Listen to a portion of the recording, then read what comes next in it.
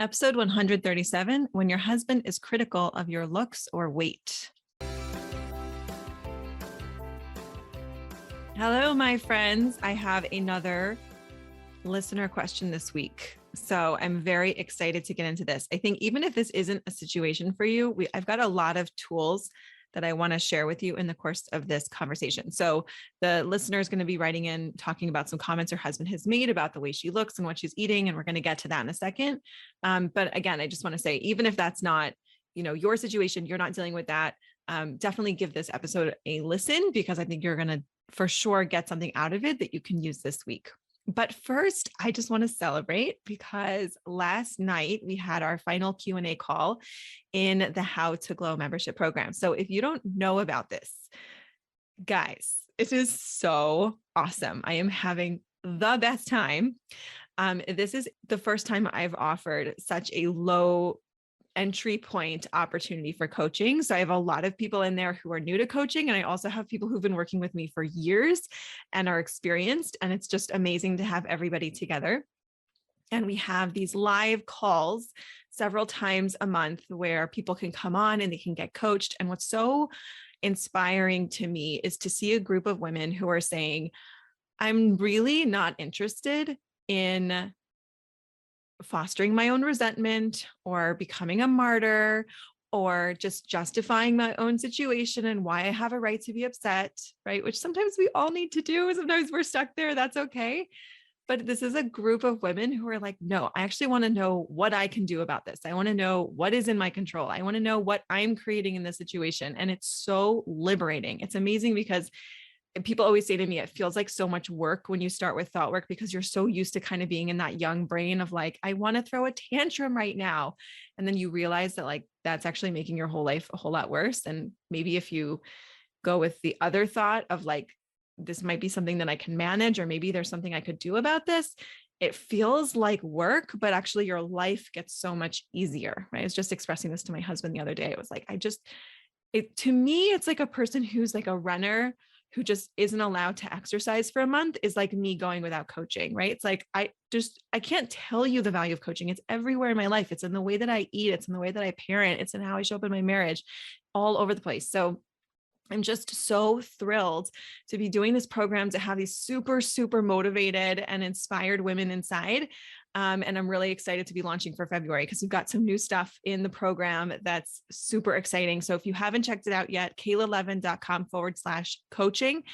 And if you're listening to this episode the day that it comes out, Sunday or Monday, the day after also, registration will be open for February, which means you have a chance to get in and join us for next month, which you should for sure be doing because it is such a party in there and it's such an inspiring place to be. And in case you haven't heard me say it yet, the program is designed to be overwhelm proof. I will not be giving you a huge vat of classes that you'd have to go through. And no, none of us need that. We don't need more things to add to our schedule. So it's super streamlined. It's super clear what you need to do. We have a members only podcast now, so you can listen to the coaching recordings on the go. If you're not able to come, we have written coaching. You can get your questions answered.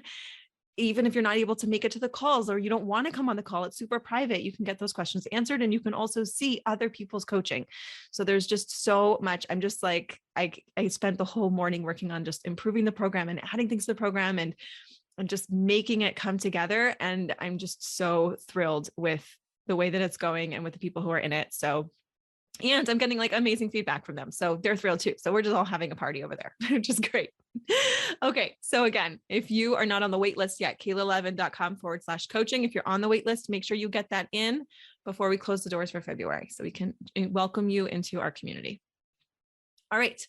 Here's the question that was sent in to me. So she wrote, what if your husband doesn't like to see you eat fatty foods, tries to redirect your cravings for something healthier, says some clothing makes your stomach stick out?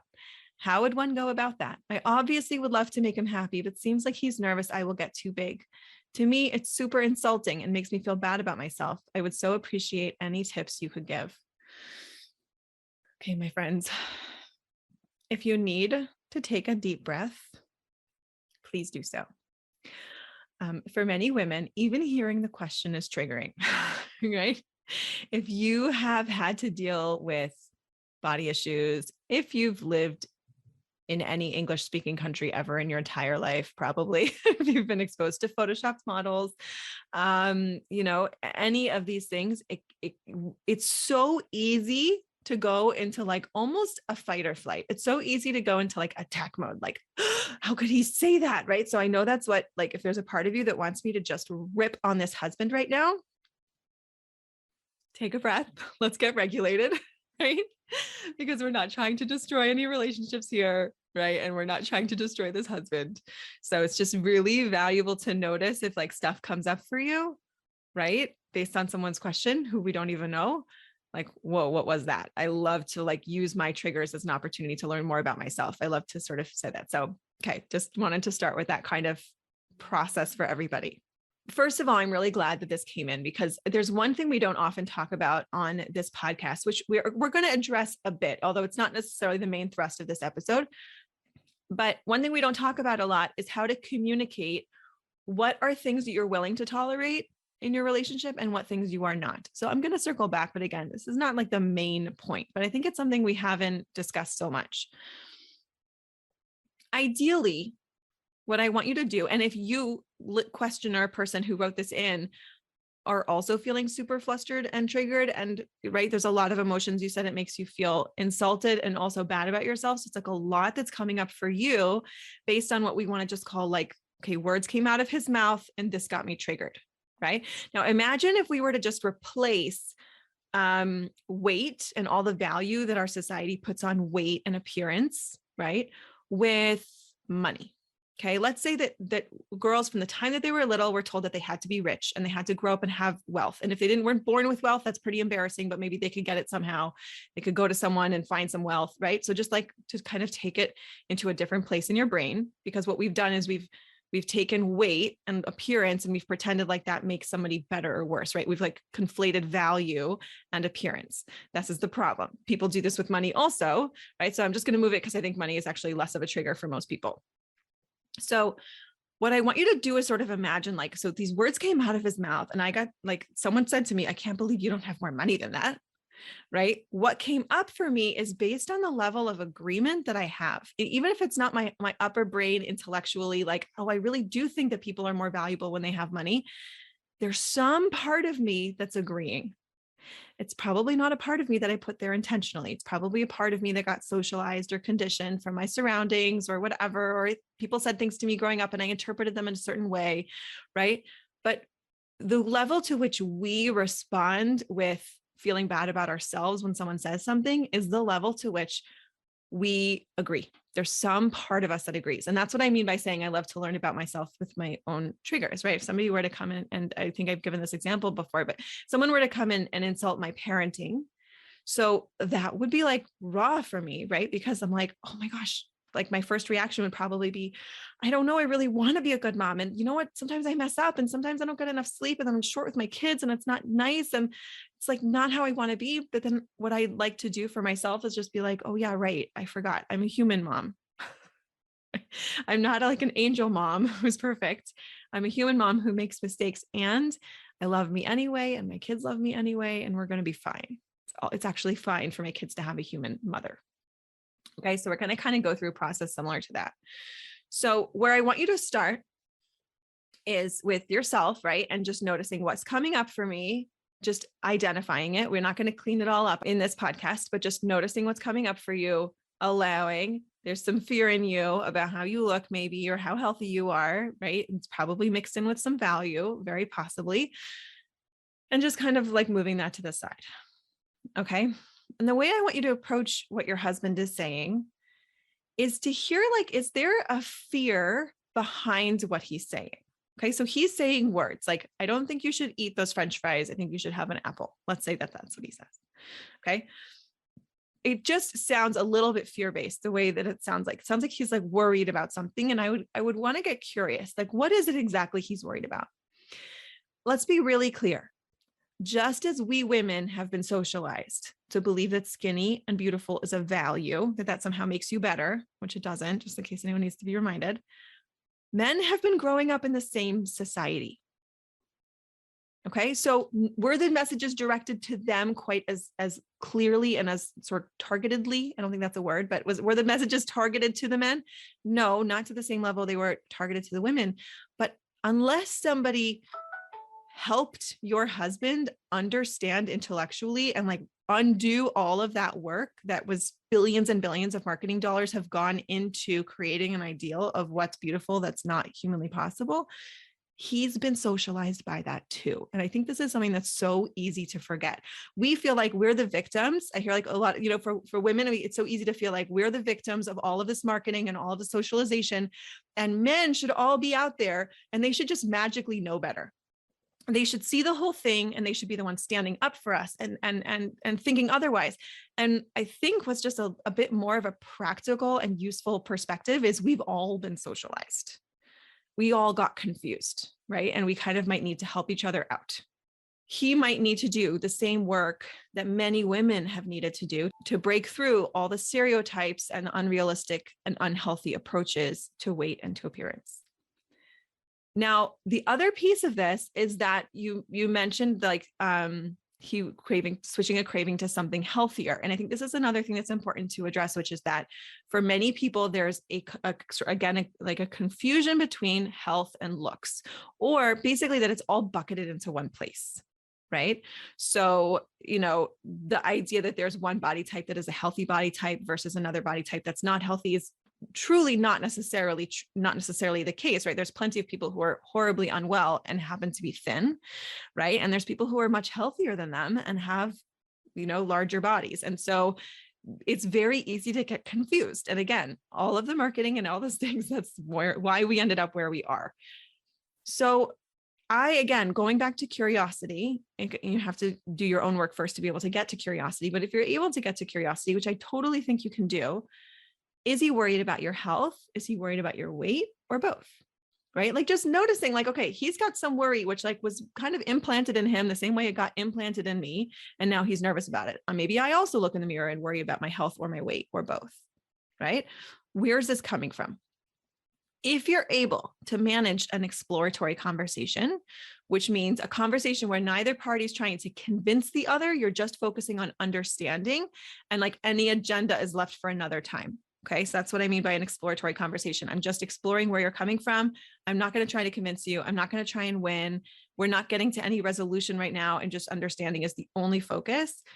Then you could use that conversation to understand, what does he think about that kind of communication? Where is it coming from? Again, is it coming from a fear?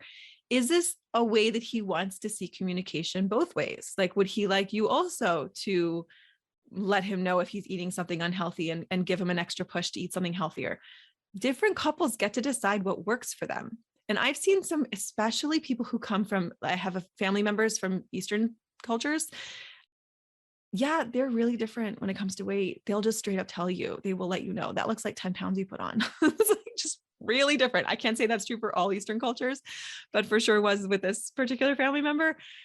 And there wasn't emotional drama behind it because there wasn't all of that baggage, right? It was just like, I'm commenting on you like you got a haircut. So all that to say that each couple really gets to decide for themselves. And you might decide this is just too upsetting for me based on where I come from and all of my own baggage and all the work I've had to do. But you get to decide. Maybe you want to have a conversation. You want to have the kind of relationship with each other where you push each other to be healthier. Maybe you want to have the kind of relationship. And again, I've seen this work beautifully where you guys are both focused on eating super healthy foods and you're in it together. My husband and I did the Whole30 together and it was life-changing. We loved doing that. Right. And so again, unpacking all of the fear and the baggage and whatever around weight, you can have that conversation of like, is this what we're looking like? How do we want to talk about food? How we want to talk about food when the other person's doing it?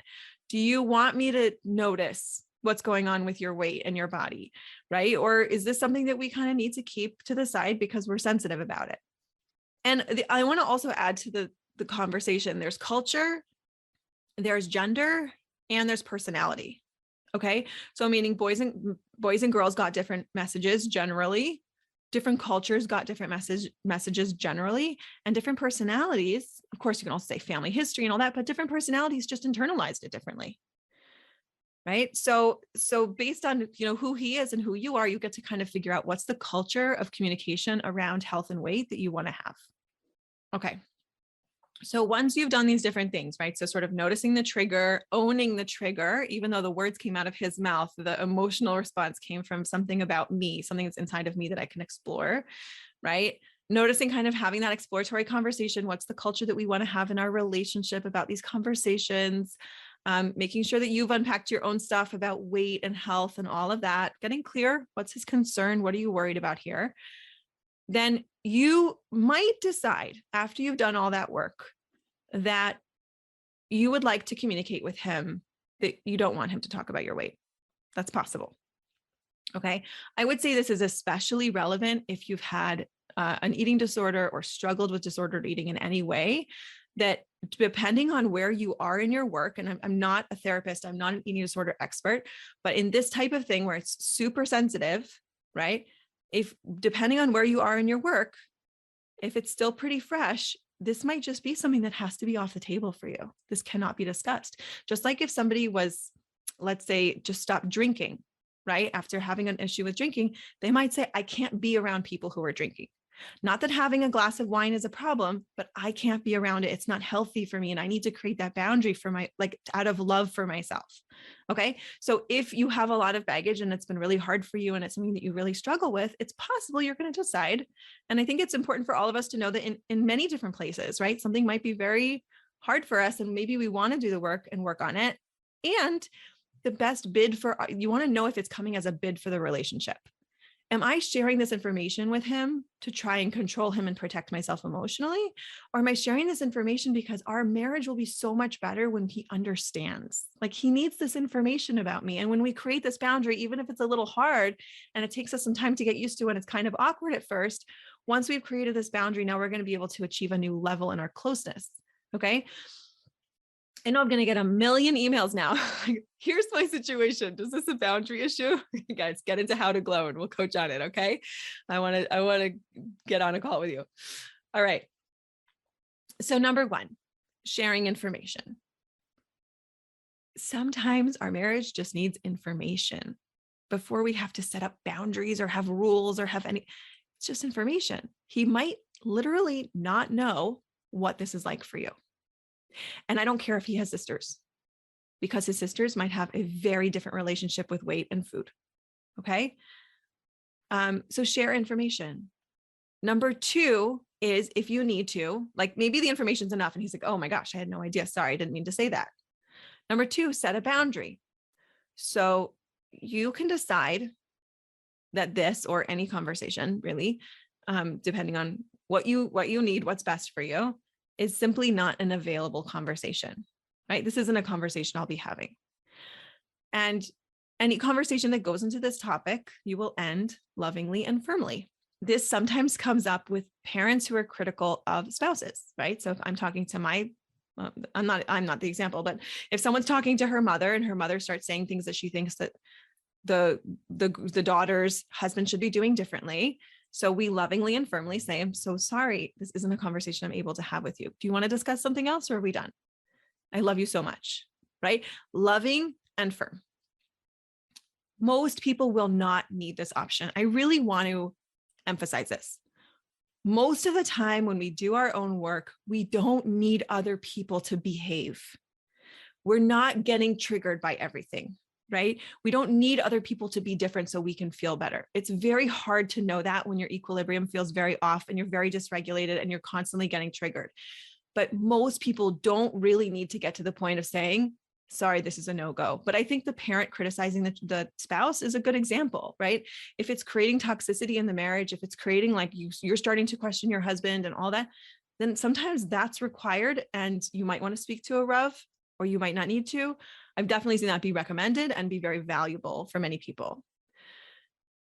And then another place to consider before putting down a boundary would be if you want to speak to a mentor or a third party who knows you both, right? I think one of the things am I going to go there? I'm going to go there. Okay. One of the things that's happening with social media that I feel, here's my opinion, but you're listening to my podcast, so I get to share it, is that I feel like we're just kind of like sharing triggers. Like this person has a trigger over weight. And so then this person's like, here's why we should all be triggered about weight. And then just the whole concept of weight gets very triggering, even for people who didn't necessarily feel triggered about it. And that's very different than having empathy and understanding for those who are triggered, right? Understanding, oh, this person, I understand why this is such a sensitive topic for her. Let me be more careful with the way that I speak. Let me consider that. It's very different than now needing to go on a personal campaign to change the world because nobody should speak that way. And that's totally unacceptable.